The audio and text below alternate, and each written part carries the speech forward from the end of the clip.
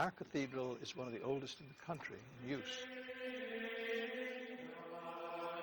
Hundreds of hymns have echoed through Mobile's cathedral throughout its history. It was begun in 1835 and the cornerstone finished and the complete structure in use for service by 1850. But soon, the soothing sound of sacred music will be replaced by hammers and saws and power tools. Renovation will begin after Christmas on the interior of the cathedral. There will be so much to do, the church will have to be closed to worship for about a year. And crevices in the walls and outgrowths of vegetation. As Mobile Archbishop Oscar Lipscomb told me, it's work that has to be done. But we knew the things had to somewhat be changed because in 1988, I think, one of our pillars had to be replaced. The ceiling, and perhaps you will see that eventually, will show certain erosion of the paint and the artistic work there. The pews have served well, but sometimes when you sit in them, they protest loudly. One thing I've always noticed, Archbishop, when I come into the cathedral, is it always seems to be very dark. I guess this will be addressed in the renovation. Yes, we have brightened up the windows somewhat, though in time they will have to be replaced. Another bishop will do that.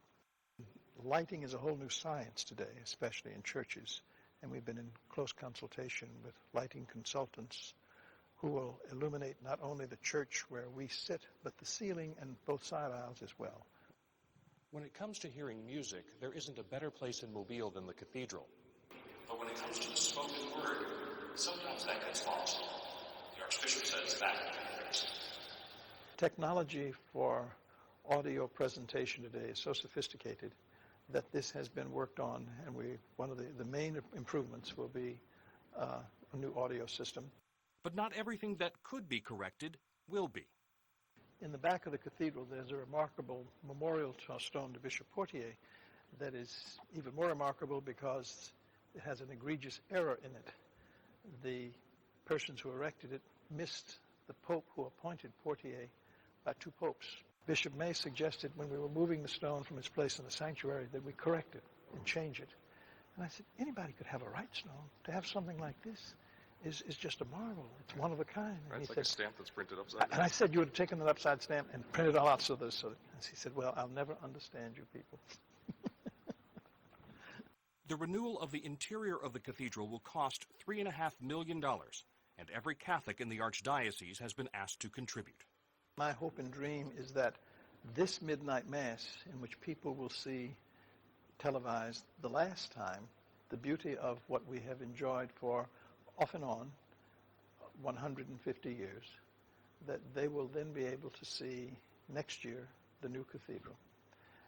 I think as they come into the cathedral for the first time, they will be struck by the altar that is central even now, but it will somehow be framed by white marble flooring and a ceiling with coffers that gives the appearance of many of the European churches that have significant bas-reliefs that set off their ceilings.